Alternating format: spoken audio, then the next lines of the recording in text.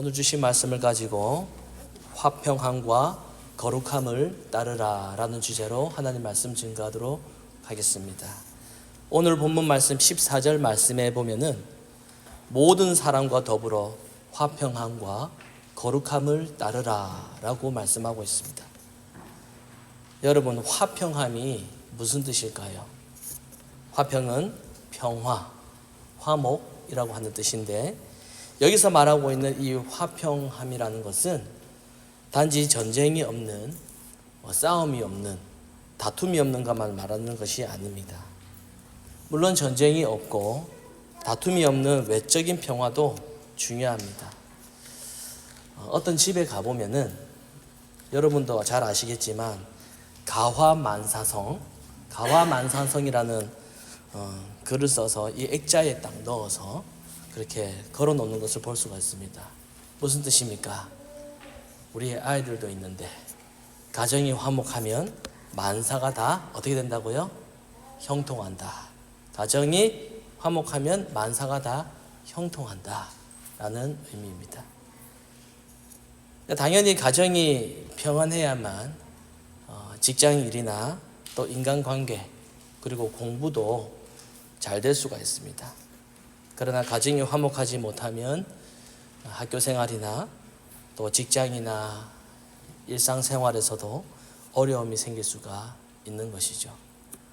그러나 가정이 화목하다고 해서 우리가 가지고 있는 개인의 문제들이나 우리가 가지고 있는 영적인 문제 그리고 이 심리적인 이 문제들이 가정이 화목하다고 해서 이게 다 해결되는 문제는 아니지요. 성경에서 화평이라고 하는 것은 이렇게 겉으로 보여지는 화평을 말하는 것이 아니라 좀 더 본질적인, 좀 더 근본적인 화평, 그러니까 그리스도의 피로 인해서 하나님과 화목된 그 사실에 기반을 둔 화평을 말하고 있습니다. 왜냐하면은 인간은 하나님과의 화목함이 없이는 사람들과 진정으로 화목할 수가 없기 때문입니다. 하나님이 없는 인간적인 평화, 하나님이 없는 인간적인 관계, 인간적인 화목, 인간적인 사이좋음, 그런 것은 오래가지 않습니다. 그것은 일시적인 타협, 그리고 어떤 세력에 의한 균형에 불과합니다. 그래서 사도 바울은 고린도 교회를 향해서 이렇게 말했습니다. 너희는 하나님과 화목하라 라고 했습니다. 하나님과의 화목이 그것이 먼저 우리 신앙생활의 바탕이 되어야 됩니다. 교회 봉사도 마찬가지입니다. 봉사를 하면서 자기 자신이 하나님의 사랑을 확신하고 그리고 하나님을 깊이 신뢰하고 자신의 마음속 깊숙이 하나님의 그 평안을 누릴 수 있어야 됩니다. 그래야만 열매 있는 봉사를 할 수가 있는 것이죠. 성경과 교리적인 지식을 채우는 것도 하나님과의 화목이 먼저 바탕이 되어야 됩니다. 하나님과의 화목이 바탕이 되지 않는다면 성경과 그리고 교리 공부도 어떤 자신의 호기심의 해소 그리고 어떤 지식을 채우는 그러한 수단에 불과합니다. 그렇게 되면 내가 가지고 있는 성경 지식, 내가 가지고 있는 이 교리적인 지식을 가지고 가족에게 면박 주고 상처 주고 다른 사람에게 잘못됐다라고 정죄하게 됩니다. 그것은 곧 자기가 하나님과 화목하지 못했기 때문입니다. 오늘 본문 말씀에 보면은 모든 사람과 더불어 화평함을 따르라 라고 그렇게 말씀하고 있습니다. 하나님과 화평한 사람은 다른 사람들과도 화평해야 됩니다. 사도 바울은 로마서 12장 18절 말씀에서 이렇게 말씀합니다. 할 수 있거든, 할 수 있다면 너희로서는 모든 사람과 더불어 화목하라 라고 말하고 있습니다. 모든 사람들과 화목하는 것이 아주 중요합니다. 그러나 특별히 우리 믿는 사람들이 서로서로 화목하는 것은 더 중요해요. 그런데 실제로 이 교회 생활에서 또는 믿는 사람들의 이 모임에서 이 화평이 유지되지 않는 경우가 아주 많습니다. 여러분, 교회에서 대화를 할 때에도 지혜가 필요합니다. 가능한 한 이 정면 대결을 피하는 것이 좋습니다. 우리 한국 사람들은 정면 돌파 이런 말을 많이 사용하면서 마치 그것을 용기로 생각을 해요. 정면 돌파하라. 용기 있는 것처럼 본받아야 할 것으로 그렇게 생각하는 경향이 우리 한국 사람에게는 있습니다. 그러나 신앙생활에서 정면 대결은 좋지 않습니다. 상대방이 무슨 말을 하면 들어주고 또 상대방의 좋은 점부터 먼저 말하고 난 후에 자신의 견해를 말하는 것이 좋습니다. 이 직접적인 충돌을 피하면 얼마든지 교회 안에서도 좋은 인간관계를 부드럽게 할 수가 있습니다. 그리고 양보할 수 있어야 되겠죠. 사람이 모여있는 곳에는 늘 갈등이 있고 늘 대립이 있습니다. 이해관계의 충돌이 얼마든지 일어날 수 있습니다. 물론 진리의 문제에 대해서는 우리는 단 한치도 양보가 없어야 됩니다. 그러나 진리의 문제가 아닌 이상 조그만한 문제에 대해서는 양보해야 됩니다. 내가 좀 손해보고 내가 좀 낮아지는 그것이 중요합니다.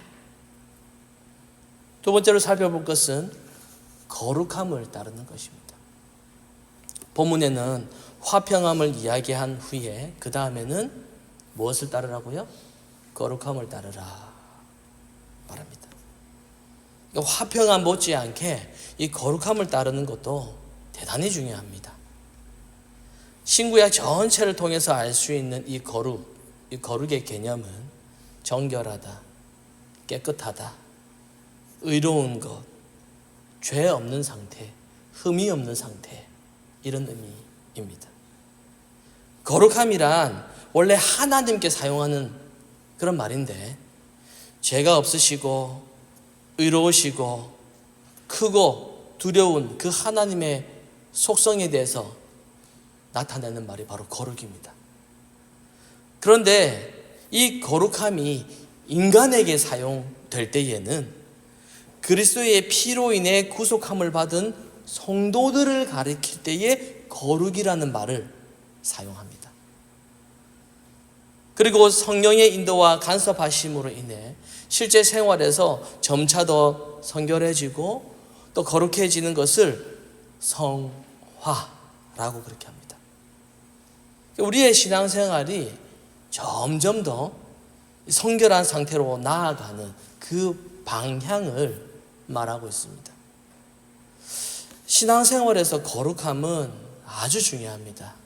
왜냐하면은 우리 하나님께서 거룩하신 하나님이시기 때문입니다. 하나님은 거룩한 하나님이시기 때문에 절대로 거룩하신 하나님께서 죄와 함께 하실 수가 없는 분입니다. 하나님은 거룩하신 분이시기 때문에 조그만한 죄를 하나님이 받아들일 수가 없는 거예요. 하나님께서 못 하시는 것이, 안 하시는 것이 딱 한 가지가 바로 그겁니다. 너무 거룩하시니까 조그만한 죄도 이거 받아들일 수가 없는 거예요. 섞일 수가 없는 겁니다. 용납이 안 되는 거예요. 그런데 우리가 다 더러운 죄인데, 다 더러운 죄인이기 때문에 거룩하신 하나님은 죄인인 우리를 받아들일 수가 없는 겁니다. 그래서 어떻게 하시죠? 자기 아들을 보내셔서 십자가에서 죽게 하셨습니다. 왜? 우리의 죄를 해결하시기 위해. 그 후에 우리를 받아들이셨습니다.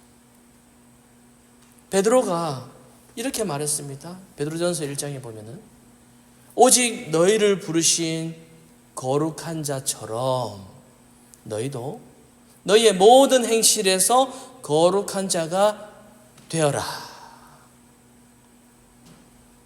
이 거룩함은 우리 성도의 생활에서 아주 중심이 되는 아주 중요한 겁니다. 그런데 오늘날 많은 현대교회는 이 중요한 거룩, 이 중요한 성결, 이것을 잃어버리고 있는 것입니다. 참으로 안타까운 현실이지.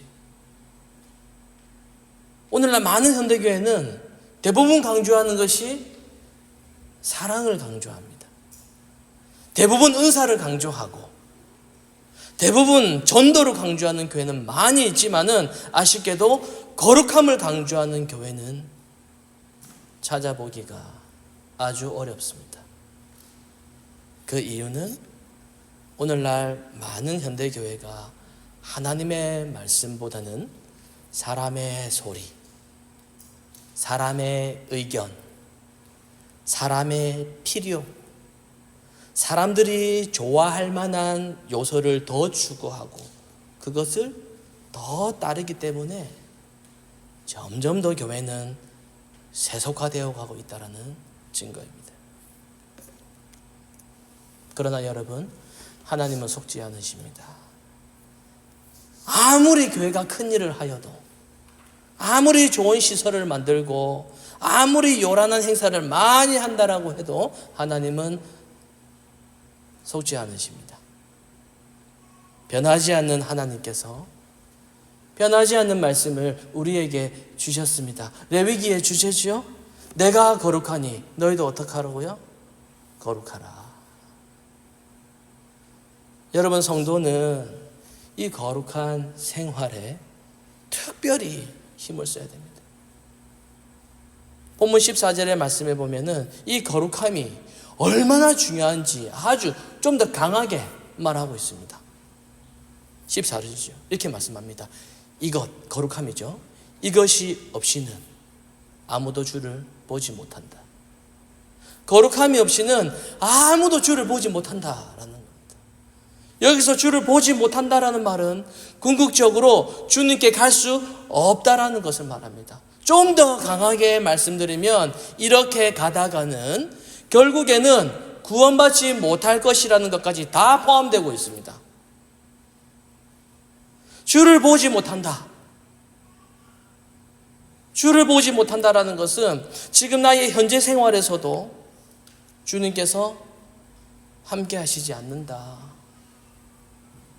거룩함이 없는 곳에서는 주님께서 계시지 않는다라는 겁니다.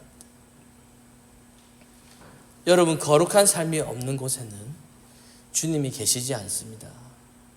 온갖 타락과 불법과 음란과 미움과 시기와 비방과 질투, 더러운 생활이 있는 곳에는 그곳에서 아무리 기적이 일어나고 아무리 놀라운 은사가 있다고 할지라도 아무리 병고침과 귀신을 쫓아내는 그러한 기적들이 있다고 할지라도 거기에는 거룩하신 주님께서 함께 하실 수가 없습니다.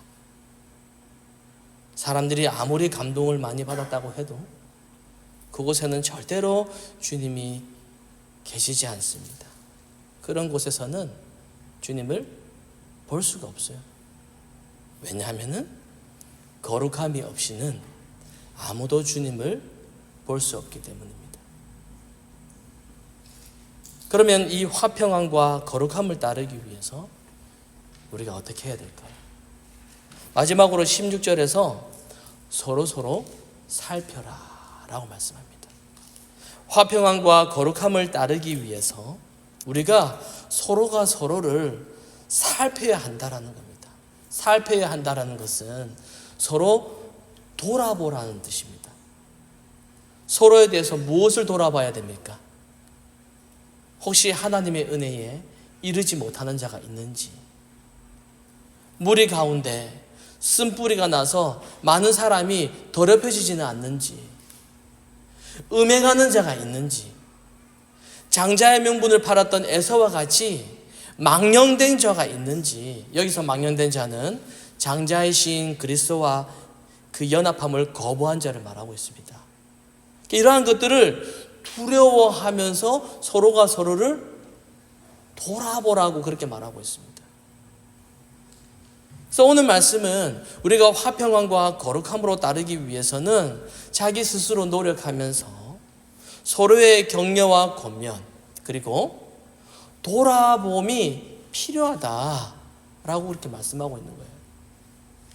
여러분, 경건 생활도, 신앙 생활도 혼자서 외골수로 나가면은 아주 위험합니다. 어떤 사람은요, 혼자서 골방이나 혼자서 어떤 기도원에서 기도만 하다가 신비주의로 그렇게 빠지는 경우도 있습니다. 우리가 올바른 경건 생활을 하기 위해서는 절대로 혼자서 신앙생활을 하시면 안 돼요. 반드시 교회 안에서 신앙생활을 해야 됩니다. 어떤 사람은 이렇게 말하는 사람도 있어요. 나는 하나님은 믿지만은 나는 교회는 싫다. 나는 하나님 믿지만 난 저 교회 다니는 사람도 싫다고, 교회 싫다고, 그래서 교회 안 나간다고. 교회가 무엇인지 모르기 때문에 그렇게 말하는 것이죠. 교회가 그리스도의 몸인데 교회가 싫다고요? 그리스도가 싫다라는 말이죠. 교회를 몰라서 그래요. 칼빈은 교회를 향해서 성도들의 어머니라고 그렇게 교회를 표현했습니다. 어린아이가 어머니로부터 사랑과 양육, 그리고 성장하면서 필요한 모든 것들을 받으며 자라나는 것처럼 교회가 성도들을 말씀과 기도로 양육하고 돌보기 때문에 교회는 성도들의 어머니다라는 거죠. 성도는 교회의 치리위 아래 보살핌을 받는 것이 안전하고 그것이 가장 성경적입니다. 그러면 말씀에서는 우리가 서로를 어떻게 돌아보고 어떻게 살펴야 한다라고 말씀하고 있습니까? 하나님의 은혜에 이르지 못하는 자가 있는지 살피라라고 말하죠. 이 말은 우리들 가운데 아직까지 구원의 확신이 없고 혹은 기독교 진리를 모르거나 그리스도의 공로에 대한 믿음과 감사가 없는 사람, 하나님의 은혜를 아직까지 깨달지 못하고 있는 사람이 혹시 있지는 않은지 서로 돌아보고 서로 살피고 격려하며 기도하라 라고 하는 말씀입니다. 그 다음에는 쓴뿌리가 나서 괴롭게 하여 많은 사람이 더럽게 되지 않도록 살펴라 라고 말씀합니다.